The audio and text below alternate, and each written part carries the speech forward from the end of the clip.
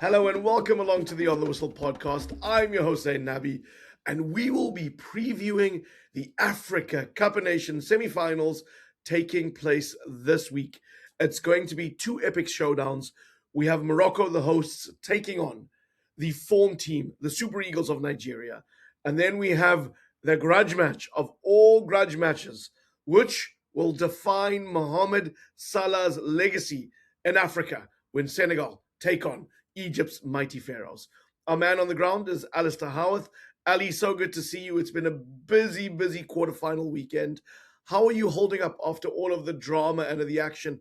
Hopefully, you're holding it a little better than the Algerians who seem to spark a fight with the Nigerian team and then try and accost the referee and the officials afterwards.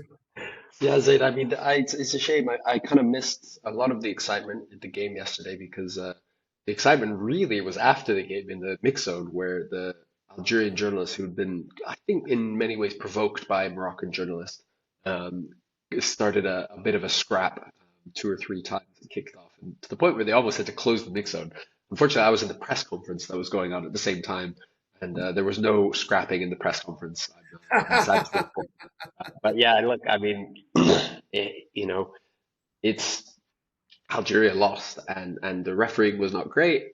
I will very much say that, as you know, one Algerian said to me, it's like, look, the refereeing wasn't great, but that doesn't give us the right to complain. And also, even if the refereeing was biased towards us, Nigeria still would have won because Nigeria were so much better than them. Yeah, But no, doing well. Tired as always, covering these tournaments. It's non-stop, going to bed at 1 and then waking up at 7 to do the radio or whatever else. But it's saying we love it. There's nothing else I'd rather be doing than covering the AFCON. absolutely. Well, this is going to be probably the biggest week in African football, unless maybe we get a team in the semi-finals or the final of the World Cup, which hopefully we will somewhere in North and Central America. But the dust has settled on some very exciting quarterfinals, and now we know the matchups. For me, Alistair, there's no other place to start than that clash between Nigeria and Morocco. For me, I don't want to say it's a sin. I mean, there are bigger things that are sins in life. But it's such a travesty that we have these two teams meeting at this point in the tournament. And definitely it comes back to the weaker side and the stronger side of the draw. It would have been wonderful if the Super Eagles and Morocco had been split, given they were the two teams, along with Algeria, that probably set the pace during the Africa Cup of Nations group stages. But it is what it is. And now we're seeing an inform firing big name Super Eagle team coming up against a Moroccan team that started the tournament really well, but I would say have done what they really have to do to get through to this point. They haven't turned on the champagne football as I would have expected them to. Brahim Diaz has obviously been their standout player. He has been consistently scoring and getting them over the line. We know there's a lot of pressure on the Moroccans to deliver. We know there's a lot of pressure on Walid Radrigi, the coach, to deliver a title. I mean, how do you see this one going? First, before I get into that, Zain, I want to just say I'm super happy the Super Eagles played super well yesterday, and I know a lot of our viewers have been castigating me for my opinions on the Super Eagles.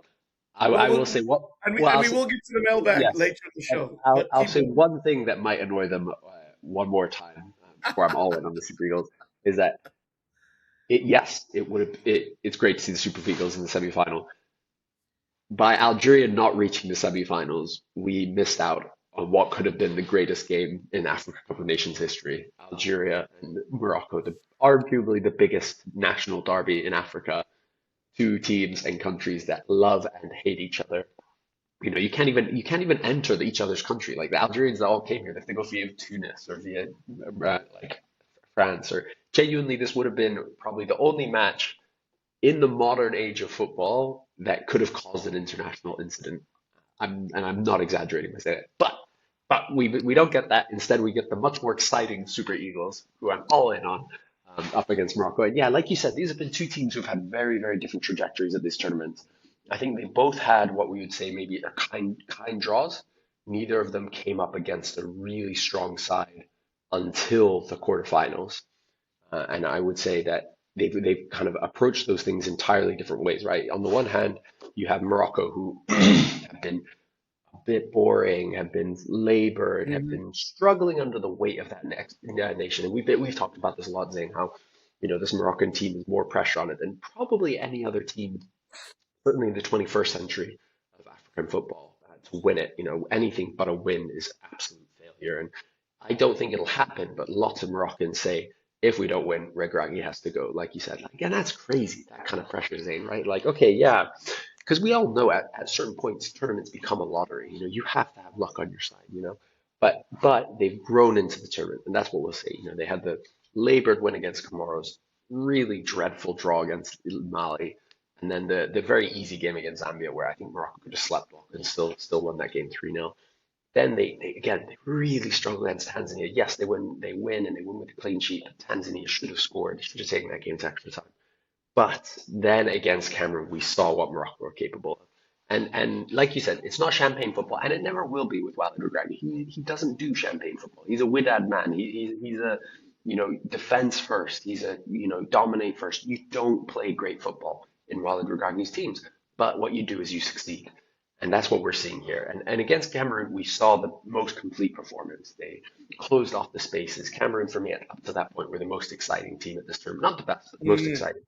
Morocco completely shackled them, completely controlled the game, looked so comfortable, and won it. Yes, the refereeing helped them a bit, and Cameroonians will feel very frustrated with that. But they've grown into this tournament. Nigeria, on the other hand, have kind of just come guns blazing. It's almost like, well, and I think there's a couple of reasons, right? That I think there's the psychological, right? Like they are coming off the back of the lowest point in the last couple of years. The disastrous World Cup qualifying campaign, which Zayn was a disaster from start to finish, from Mm. those draws against Lesotho and Zimbabwe all the way through to losing to DR Congo. It's been a disaster. But so it feels like they've come like just kind of completely off the leash. They're unhinged in many ways, just like we're here. Like we've got no World Cup. Let's just go all out on AFCON. Let's just go all out of this. And then you couple that with Eric Schell, and Eric Schell, I know, has come under a lot of criticism for the World Cup campaign, but he, for me, is one of the best young and exciting coaches in African football. And we saw that. We're starting to see that with his Nigerian team. And he said that in the press conference. Journalists said, like, Eric, what is the difference? What have you done differently between the World Cup qualifiers and now? And Eric Schell said nothing. I have done nothing different. We are playing the exact same way I want to play. We're playing the exact same style. It's just we're starting to get my ideas across, and his ideas are Mm. exciting.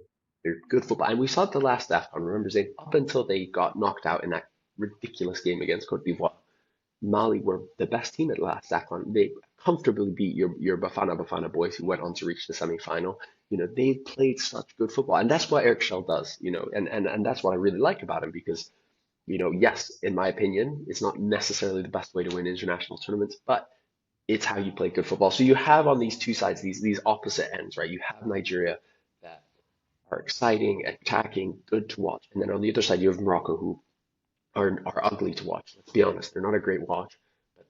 Zayn, they've hardly conceded any chances. They're rock solid at the back. And they're so like Morocco will labor to beat teams, Zayn. No team will ever beat Morocco easily. It just won't happen. You Mm. can put France, Brazil, anyone against them. No team will beat Well, Morocco easily. there was that Bafana Africa Cup of Nations game, and I would say I think we beat them But pretty easily. no, that's outrageous, Zayn. You beat them and you did a job on them. You outclassed them in the tactics. You did not dominate them. You defended. What, you had like 20% possession. Defended in the low block. Got that one goal from Makopa, and then in the last minute scored a brilliant free kick. And then like Cameroon is nonsense. All right. So we've got these two masterful teams meeting in the semis. I mean, it is a fantastic opportunity for African football to be in the spotlight. You've obviously built it up in the sense that you're calling it right on Morocco and how they play. Defensively sound, a grind to play against. In many ways, it's like going to the dentist, not the Comoros. Sorry to take that from you, Mr. Cousin. But I got to say this because I'm going to make the point I made in our review show yesterday, which if you haven't watched, go and take a look at it. There was lots of great comments. It was a live show. We had about 100 plus people in the chat. And if you're watching here, leave your rating, leave your reviews, leave your questions. We will respond. We will get back to them. we will hit the mailbag at the end of this show because, as you know, it's the good, the bad, the alley. The reason we call it that is because there's the good, the bad, and often a pot shot at Ali. But now they're pot shots at me, so I'm like, hey, hang on, guilty by association here. And Suddenly of course, we're canceling the comment section. As soon as we say anything bad about Zayn. I don't know how this guy runs this. And of course, find us on our social media accounts, OTW_podcast on X, on Instagram, and of course, TikTok, and search for the On the Whistle podcast on YouTube and Facebook. But I'm going to build on what I said yesterday. I mean, when you look at the top goal scorers, Ali, at this tournament, you have Brahim Diaz with 5, you have Victor Osimhen with 4, you have Salah with 4, and you have Lookman with 3, Al-Kabi with 3, and I'm going to say what I said yesterday, and that I think Osimhen is going to end up with the golden boot. Maybe I didn't say that yesterday, but I'm saying it now. But I do think he breaks Rashidi Yakini's record. He's on 35 goals. Yakini's on 37 for Nigeria. I think he does it. I think he does it the hard way if they win the semi and make it to the final. I think he does it the easier way if they lose and make the bronze medal match. I know that we're expecting a really tight game, and people will think I'm an absolute idiot for saying this, but I think there's goals in the semi-final. I think there's 3 or 4 goals. I really do. I really do think that the teams are going to. I think Nigeria Super Eagles play in such a way that they will score. You can't stop them from scoring, which means Morocco have to score, which means Morocco have to play slightly different and maybe take the shackles off against them. So I'm seeing 3-4 goals in this, and then we will see where it will go.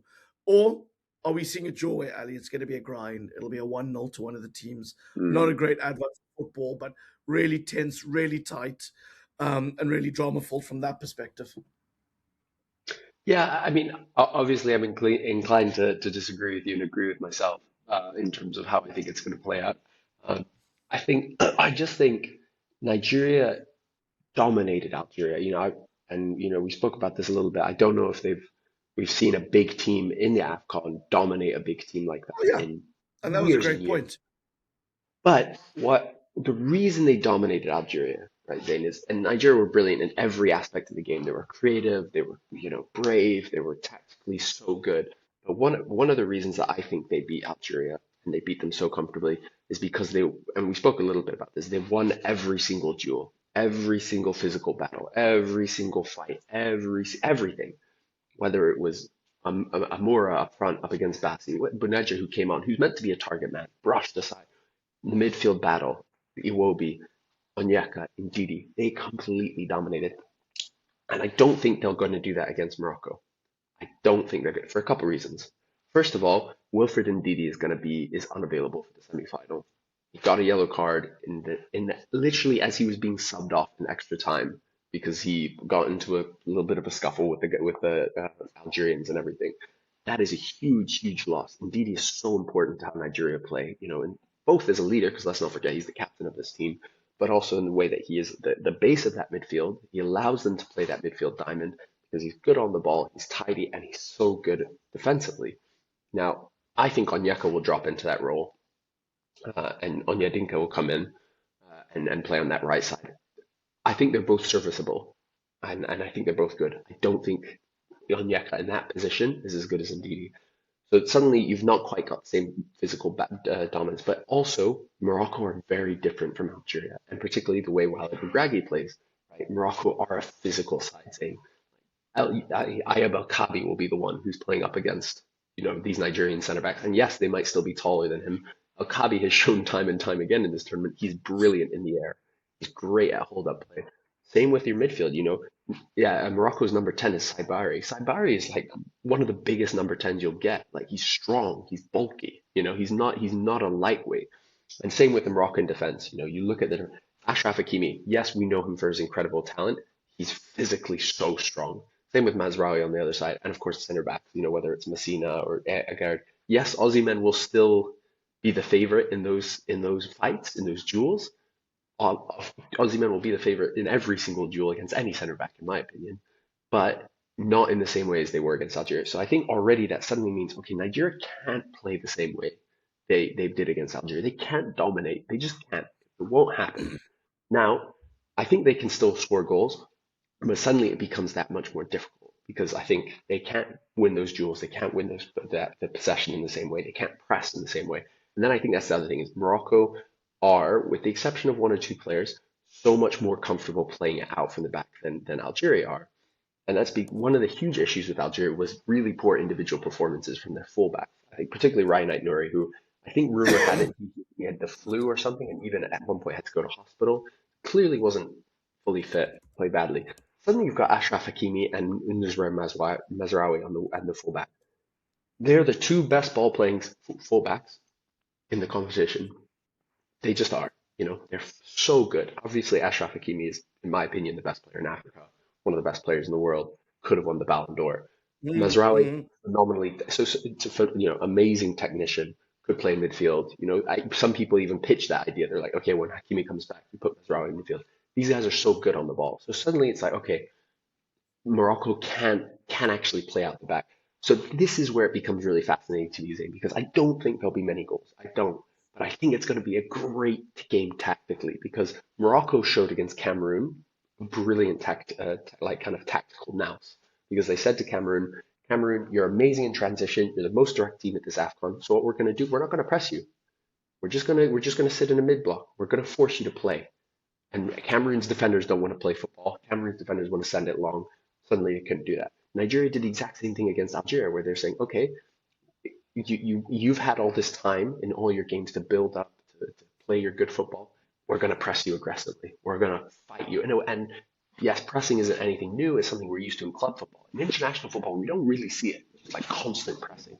That's what Nigeria did. So for me, that's where this game becomes super fascinating because you have two coaches who have shown that they can look at their opposition and say, we know what you're good at and we're going to stop you. And that's where, for me, it's going to be tactically really interesting. Now, that's also why I think they're gonna nullify each other. They're gonna reduce this game to its margins, and that's why for me, it might go to extra time. It might not. Either way, there are not many goals in this match for me. I don't know, Ali. You've got this Nigerian team that's closing in on the most goals that a team scored at a tournament. I'm not as convinced as you that because they have that ability to open you up. Because if you shut down Osman, there's Lookman, and you shut down Lookman, you got Precisely. Adams. I don't think. I think you can get maybe one of those players in your pocket, right? What do you do with the other one? Like how do that? I'm going to use your logic on you in this discussion now. If it's about the one-on-one duels, I don't. I think you got to. I think you got to double mark Osman. I don't think you can just man mark him. I don't think. Mm, I think you have to put two on him to stop him. So if you're going to mm, do that, you're going to create spaces elsewhere. And my word, you do not want to leave Lookman open because that boy's fire, right? I mean, the stats of this absolutely, tournament bear that out. So that's why absolutely. I think the Super Eagles will score, forcing Morocco to play a different way and forcing them to go more on the offensive. They won't be able to just sit there on the low block and play on transition, in my opinion. However, let's go to predictions. We did right here, right now predictions yesterday. This semifinal, who do you see emerging? Are you sticking with your original prediction or are you changing? Oh, dude, it's so tough. This is the other one. I'm fully. I think most people will know, and the Egyptians will not like me for it. I'm fully locked in on Senegal. I think they're going to do it. This Okay. one is the one This where one. it's like, oh, it's so tight. It's so tight. Like how? Yeah, I can't look past either team because yes, Nigeria have been the better team. Yes, they've been playing this great football, like you say, but Morocco had not had anyone come near to beating them. It's not even close. They completely dominate. Like not dominated, but they've choked out every team. And I think that can't be underestimated in tournament football. I think we often see the flashy teams and we say, oh, this is they're so good. Like this, they're going to win the tournament. But it's often not. It's these teams that suffocate people, that know how to defend. So, for me, it's so tight. I think, and it's a head in the heart situation. And I think I will change my prediction because my heart says Nigeria are going to win, and I would love to see the Super Eagles in the final. I think they deserve to be there. I just think they won't get the change out of Morocco that they get out of everyone else, and I think it's going to be close. And Zayn, I'm not a conspiracy theorist, but the refereeing matters, and it has been shown time and time again in scientific research, scientific studies that the actually home advantage in football comes not in the shape of actually the crowd. I think in many ways it's almost a myth. Indirectly, it's like, oh, the 12th man. Yes, it matters, but actually it shows time and time again. Science, research shows us that home advantage, where you actually get the advantage, which can be caused by the fans and the pressure they put on the referee, is those small refereeing decisions just going to the way of the home team. And it's natural. It's not a conspiracy. It's not like, I don't think Morocco are going to get a stone, like a penalty that they don't deserve, whatever. But against Cameroon, that made the difference, right? Cameroon got rattled by those kind of calls. So for me, there's just these niggly things. I think Morocco will reduce it to a game of fine margins, and I think they'll come out on top. Now, again, this is like 52, 48%. Don't come at me, Super Eagles fans, Sure, saying sure, sure. Ali hates the Super Eagles, thinks they're bad. I want the Super Eagles to reach the final. I'm going to put my hands up and say that. I want them to. I don't want Morocco to win this game. I want the Super Eagles to. But I think it's a heart in the head situation. I'm going to change from yesterday, and I think I'm going to say Morocco are going to go to the final. I'm thinking of the Tupac song changes now. Doom, doom, doom, doom. So the funny thing is, and I appreciate your analysis, is that yesterday I'm the one who said that I saw, my heart was saying the Super Eagles, but my head was saying Morocco, and I went with Exactly. Morocco. Well, I've had some time to think, and that's Don't tell never me a that good. you disagree with me. Surprise, Well, surprise. well, well. This is never a good thing if you ask my missus when my husband starts to think. All sorts of smoke signals come out. But I actually sat back and I doubled down and I'm like, look, dude, I'm a romantic. You know this, Ali. I will die on my shield. I will die in a losing cause of 6-3 rather than grinding out a 1-0 win. So I changed my mind. I'm going on the Super Eagles. And I got logic. They are chasing so many records. This team is chasing great, man. Like they're bound to, they want to be, and maybe this isn't front and center of their minds. I'm not saying it is, Ali, but they have the potential to be the highest scoring team in AFCON history, and they've got the assets to do it. Osimhen is 3 goals away from being the greatest Nigerian scorer of all time. That means something to this bro. They have the talent to do it. They really do. And you've got people like, Alex Iwobi, arguably playing some of his best football ever for the national team. Lookman is looking class. Osimhen's looking class. And this is their World Cup. They're not going to North and Central America for the tournament. They ain't going. Bafana made sure that they did that even with the points deduction. Don't hate on me, Super Eagles. I'm just giving you facts. But I'm going to give you another fact. You're going to win. You're going to put Morocco out of the competition, and you're going to go to that final, and you're going to fulfill your destiny, right? I think you're my pick now to win it. You're my pick to win this semifinal. I'm putting it all out there, right? I think you've got the talent. I think you've got the team. And I'll throw in a little bit more of Alasdair's logic. In Eric Schell, you've got a magnificent mentor. And I think he's about to outcoach somebody who I respect immensely, Walid Radrugi. I think he's about to outdo him. And I do think once Nigeria get that momentum and they start going, watch the crowd pressure turn to the Moroccans. I think that'll happen. So there's our predictions. Let us know if you agree. Post your comments. Let us know on social. We want to hear, do you think that Morocco are going to go through or the Super Eagles? Ali, before we sort of turn to the other semi to take our deep dive on, I want to read some comments from the mailbag. We had Al Bakara one say, this Ali is pained after Nigeria beat Algeria. It's told in his reaction.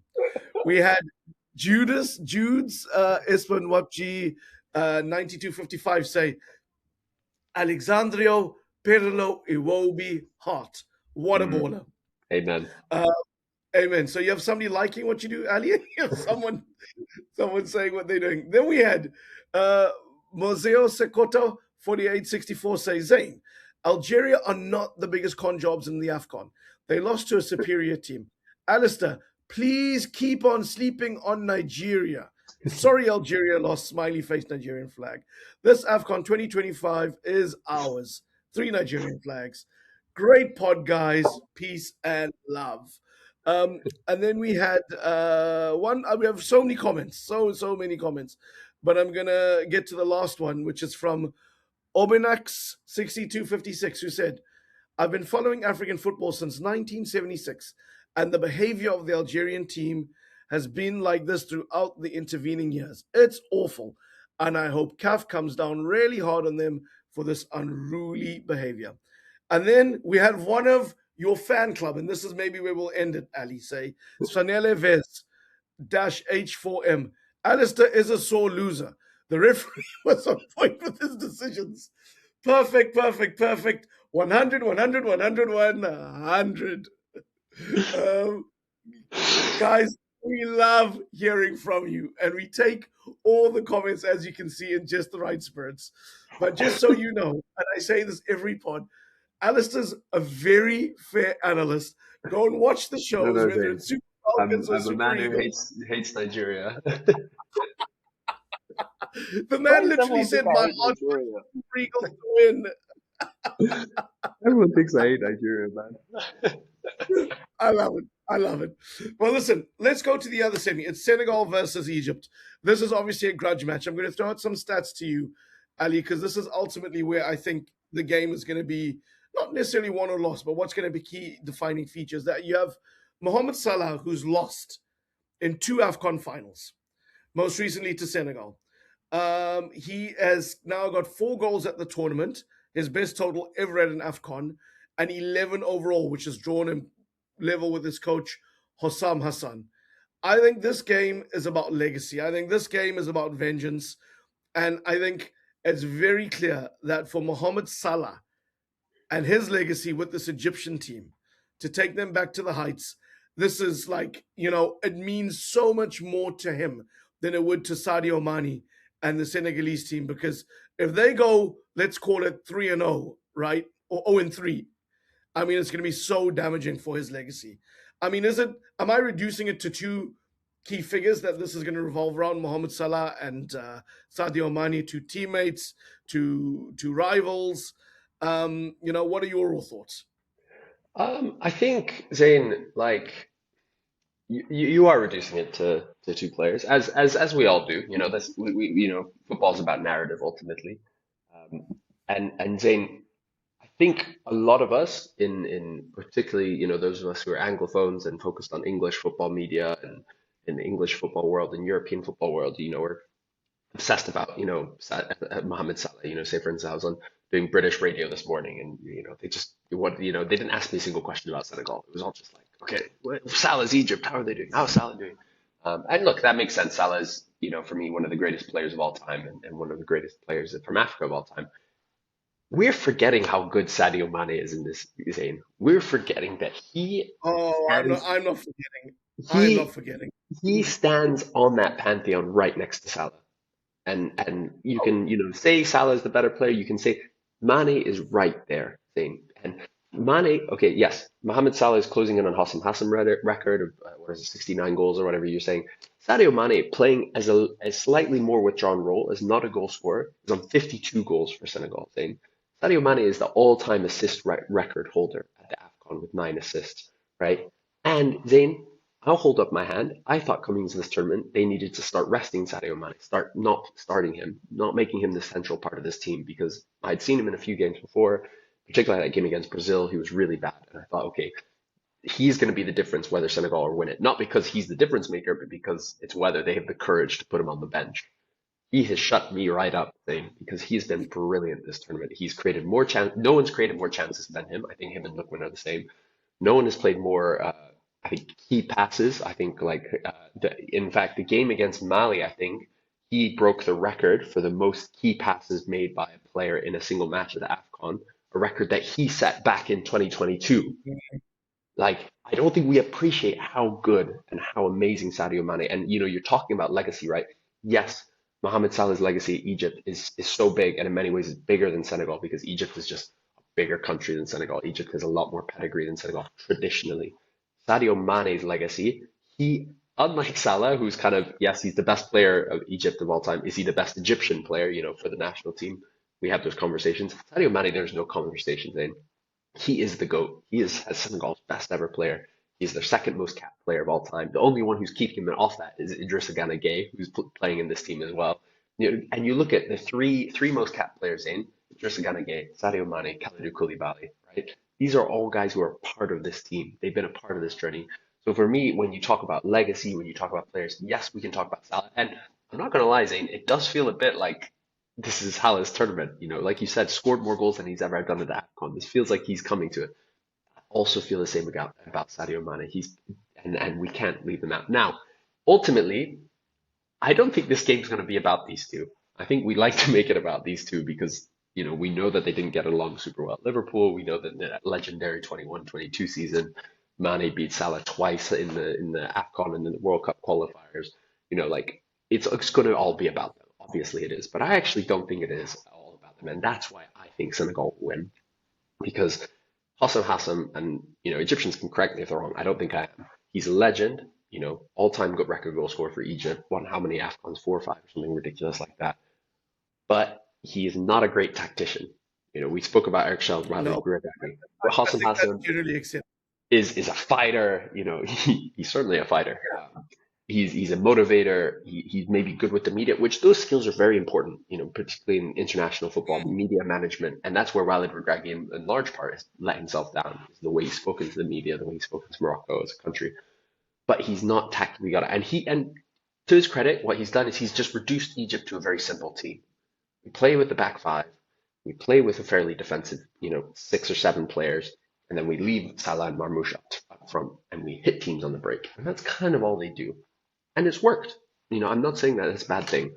But when you look at Senegal on the other side, Pape Diaw has shown flexibility in the teams he puts out, in the players he puts out, in the formations he puts out. And for me, the difference between Senegal and Egypt is not Salah and Mane, because I think they're doing the same amazing work. I think Mane's had a slightly better tournament, but that's debatable. For me, it's everywhere else.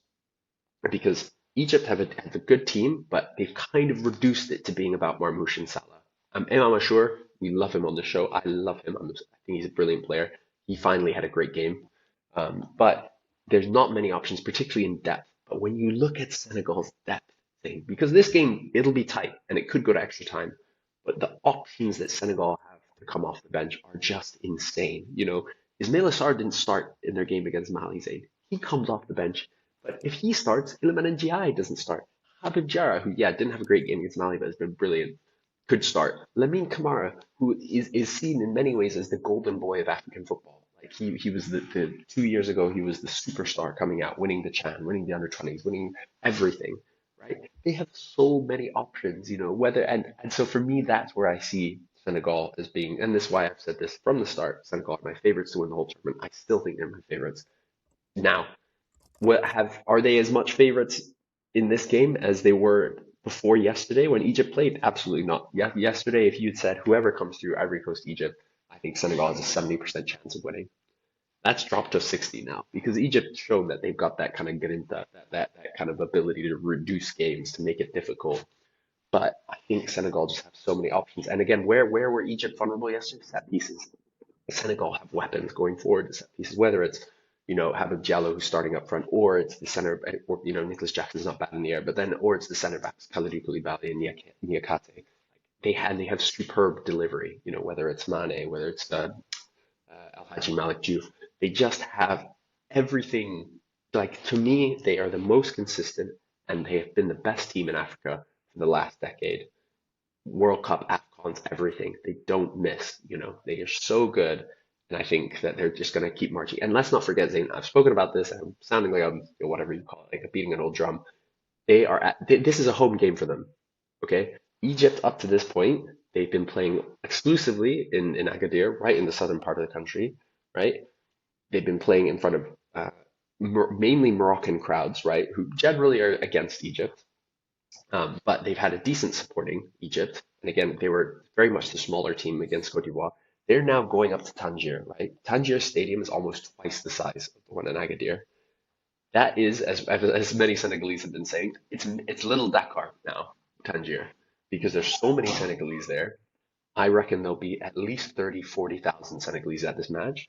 And I guarantee you, unlike the previous Senegal matches where it's been 30 or 40,000, but then the stadium's been empty after that, that stadium will be full of Moroccans, Zayn. And Moroccans love Senegalese. Senegalese love Moroccans, very, very close country. and the Moroccans hate the Egyptians, that will be an absolute cauldron, that game. And I think it's going to be an amazing atmosphere and very much all in on Senegal. So for me, there's all these factors that mean I think Senegal are going to win it. It's going to be close. It's going to be a lot closer than I thought it would be after watching Egypt yesterday. I do think Egypt have a chance. I wouldn't be entirely surprised if they got through, but for me, it's like 60% in favor of Senegal. Look, I think that's a great deep dive, Ali, and very little for me to add on before I get to my prediction. But I just wanted to clarify something, right? Like, I'm not simplifying it between a narrative and Yes. players. I'm trying to illustrate. I'm trying to illustrate how much this means to Salah. And it's less about is Mane or Salah greatest. I think there's space enough for everyone to exist. You know the love and respect I have for Sadio, right? And I'm so glad he's got his African Cup of Nations.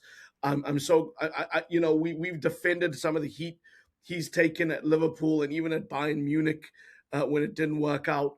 But I just I'm sitting here going right, and this is this. If you're sitting at a cafe in Cairo, okay, if you're sitting at a cafe in Cairo, who are they going to say is the most iconic Egyptians? It's going to be people like Abu Trike.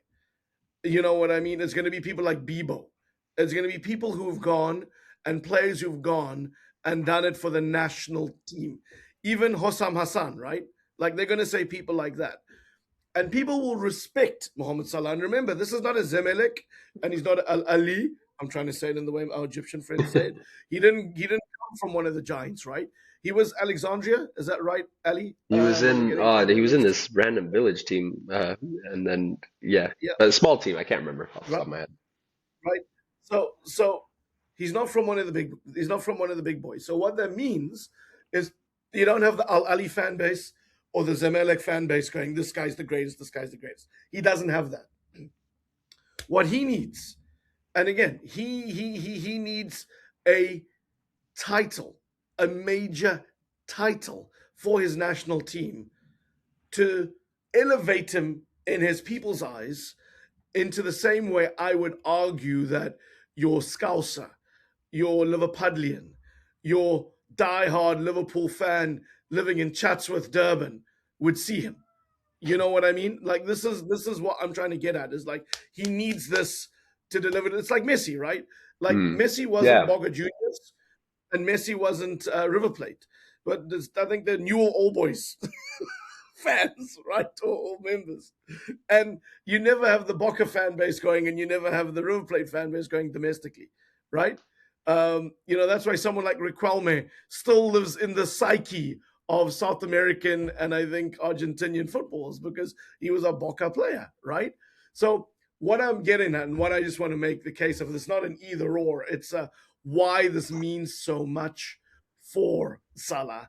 And also for the very reasons you brought out. I mean, wow. The same year they lose to Senegal on penalties, you know, they get not the same year, but shortly afterwards, they then they don't go to Qatar for the World Cup. Yeah, because of And we Senegal. all remember that Zayn, and we we all watched that remember game what happened in together. Yeah, we Dakar. we we That remember watching was that game together in it. Wembley. We were sat in The Wembley and lasers, the laser. Oh, it was amazing. right? So I'm getting to my prediction in a long-winded way here, Ali. But on this one, I'm afraid to say, Ali, this is not going to surprise you. I'm afraid to say when our predictions, and it always ends up this way. I'm picking Senegal. I'm picking Senegal. I've agreed with you. I think for the reasons you've outlined, I think they make it. I think we'll see a Super Eagles Senegal final, and then I'm putting my money, I'm putting my colors to the mast. I think the Super Eagles win it. Now, maybe I'm wrong. I've been wrong 3 out of 4 games in the quarterfinals. So if you're a betting man, don't trust me. Trust somebody else who bets. I don't bet. I eat food and I watch football. But I think we're going to see a Senegal Super Eagles final, and I think that will be fantastic for the continent. Ali, it's obviously been a fantastic time to preview the content with you. We thank all our community out there for staying with us and being part of all the content we've been producing during the AFCON. If you have any ideas on what you guys want us to do this week, in the week of the semis and the finals, populate the comments. Hit us up on our social media, OTW_podcast on X, on Instagram, and TikTok. And let us know what ideas you have. We want to be here with you. We were so humbled when over 100+ people joined us around our virtual braai at the end of the quarterfinals. We're so humbled when 2 people join us when we started this tournament, because we're building Africa's biggest community. And whether there's 2 of you or whether there's 100+ or many more, let's get together, let's talk. Let's build this community, right? We're all passionate. We all have views. We all have hot takes. And we want to hear from you. And Ali, I just want to say to you, congratulations on doing some excellent coverage on the AFCON. It's always a pleasure to me to hear you on the BBC, or see your byline, or see you on TalkSport, or see you on whatever outlets you're doing. Keep motivated, keep going. You're nearly there. I'm sure once you're through the tournament, maybe a couple of days from now, and you're sitting in the Highlands of Scotland with your Kenyan kilt on, you'll be going, why am I not in Morocco? That's exactly what I'll be thinking, Zayn. That is exactly what I'll be thinking. Cheers for now, my brother.